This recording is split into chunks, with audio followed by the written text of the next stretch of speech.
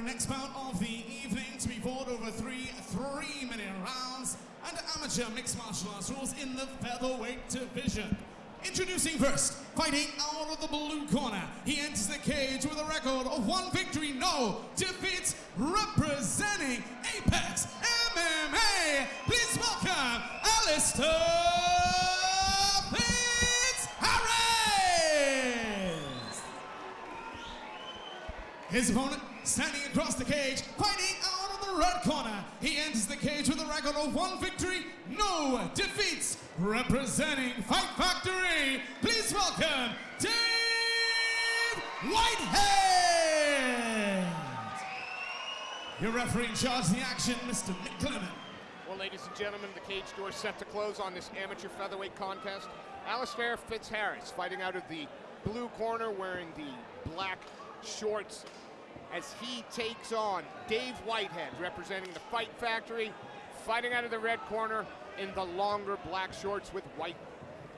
And man, they go quick. Yeah, quick scramble to start things off here. Both these gentlemen want to know.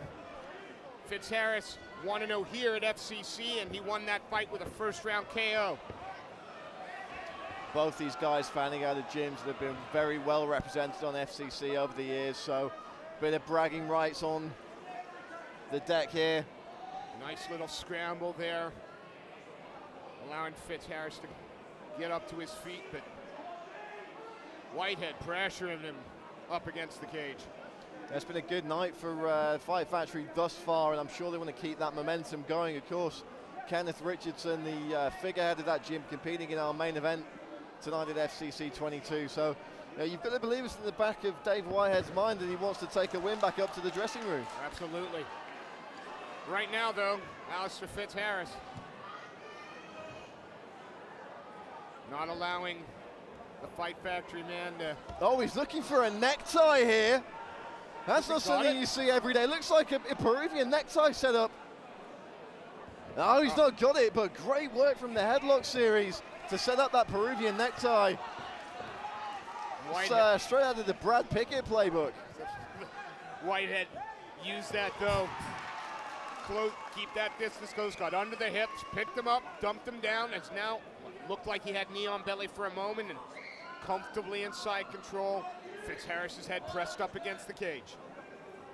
Yeah, what that means as well is that Dave Whitehead's going to have to be very careful now with his head when he's going in, because we know that Alistair Fitzharris has not just got your bog standard guillotine in terms of what he can do as a defensive and reactive measure. All right, and again, great work there by the man from Apex MMA, Alistair Fitzharris, and equally good work by Whitehead to get the position back. I think we're in for a good one here. Yeah, definitely. I'm very happy to watch the full 3 rounds of this if we get to. Brad Watton and Steve Cook-Abbott calling the action here at FCC at 22. Plenty more to come this evening at the University of Bolton Stadium. It's almost a reversal of fortune from a minute earlier. We've now got Whitehead controlling from the north and south, and Fitzharris looking to try and use that single leg to take him down. Yeah, Fitzharris is okay here. He's got his head on the right side in terms of the entry that he's making. He switches sides of the head and the body immediately goes around the other way. So he's doing well to protect himself there. And, they're back up in this clinch against the cage with just a few seconds on the clock. But some mad scrambles early on, Steve. Absolutely entertaining. I got to tell you, this is one of those kind of rounds that I'm glad I'm not a judge for this one. Oh, yeah, absolutely. That was a little bit everywhere. Both guys had a couple of moments. And for every bit of good offensive work, there was good defensive work as well. I mean, the rules have changed over the years, and how we judge fights has changed over the years. So, you're really scoring the offensive work more so than successfully defending chokes and positions. But, confidence-wise, both of these guys are going to be more than happy with that performance. I think they've both been in, a couple of bad spots, have been able to battle out of it. Absolutely, the scrambles have been excellent. Former FCC champion Junaid Evanks in the corner of Alistair Fitzharris there. Doing big things on the pro scene now, both here and abroad. Absolutely.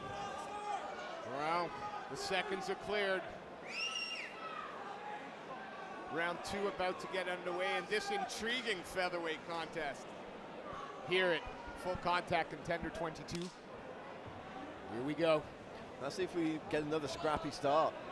Immediately Fitzharris coming out, looking to stake a claim to the center of the cage, but he gets a kick caught and a beautiful takedown from Dave Whitehead there.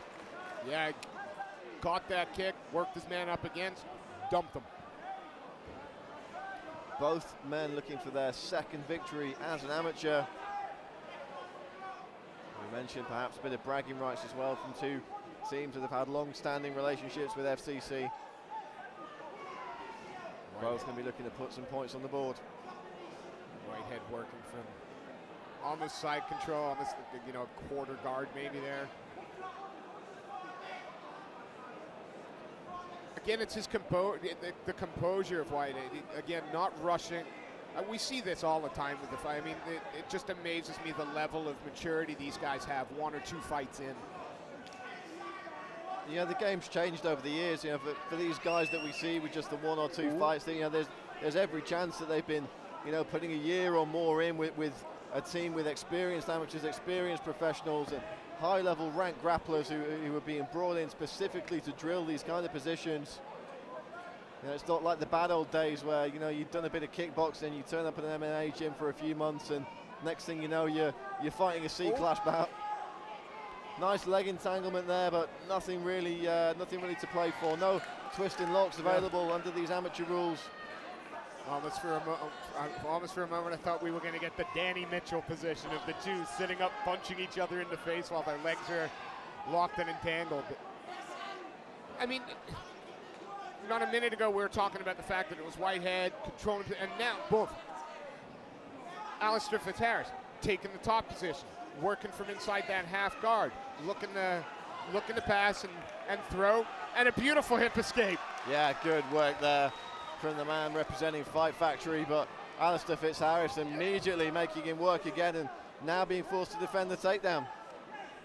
You know, it takes a lot of mental fortitude to hang tough in these kind of fights because, you know, you've worked as hard as you can, you've effected a brilliant scramble or a brilliant switch or, you know, a brilliant sequence somehow, and the next thing you know, you're on the defensive again. So, you know, the mindset from that, maybe that flood of adrenaline that comes through when things are finally going your way to being forced to fight your way out of a bad position, that plays with the emotions of fighters, especially at the amateur level where these guys are starting out. So, yeah, for me, we're seeing 2 really mature performances here.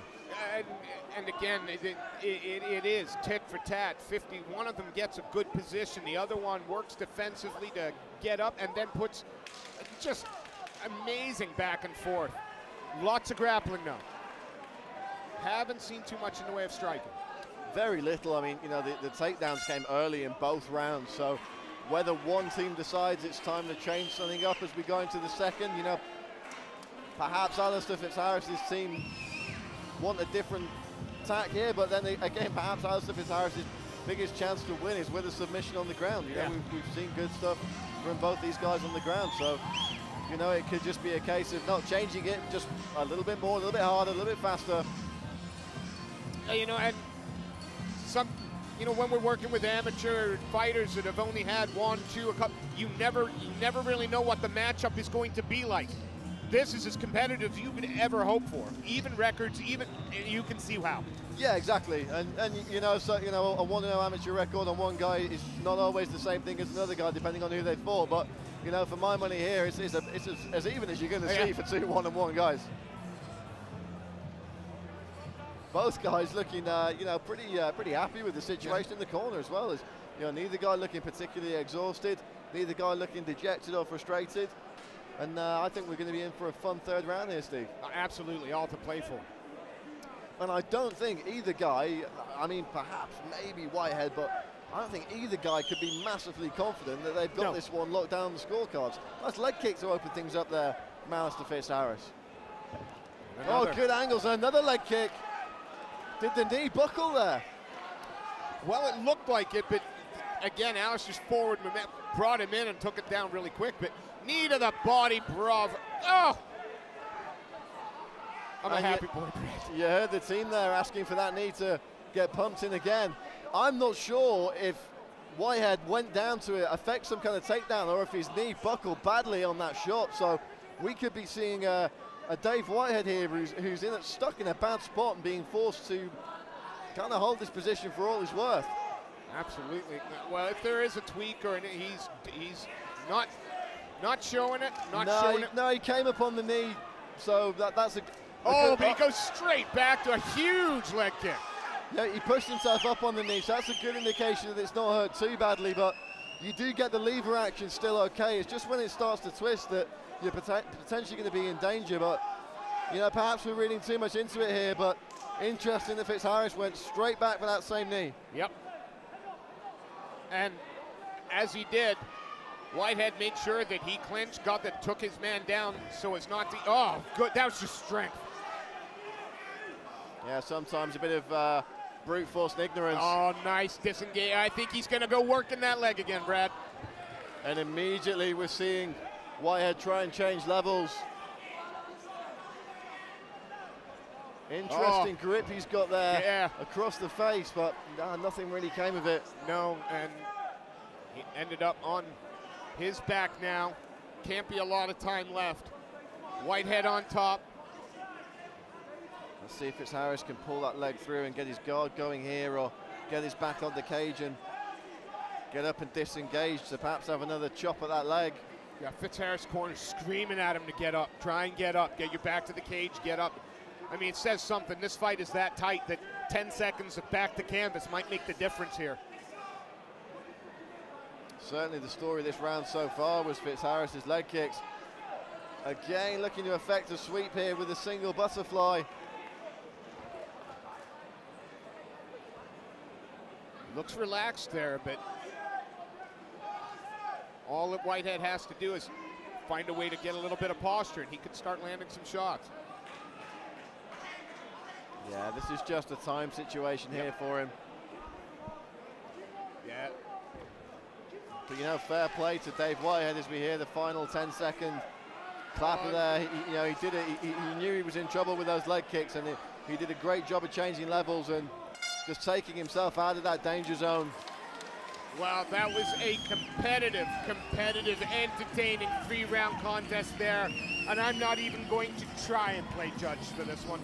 No, you know, it's probably not worth it, Steve, to be honest. You know, sometimes when we look back at these things at home after compensating, they tend to look a little bit different than how we remember. You know, I've certainly been pulled up a number of times for stuff like that, but, you know, hey, it's the game.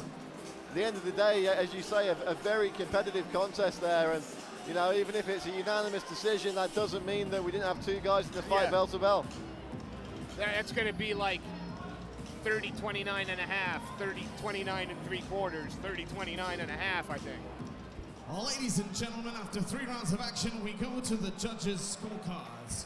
With a split decision, your winner in the red corner, Dave Whitehead.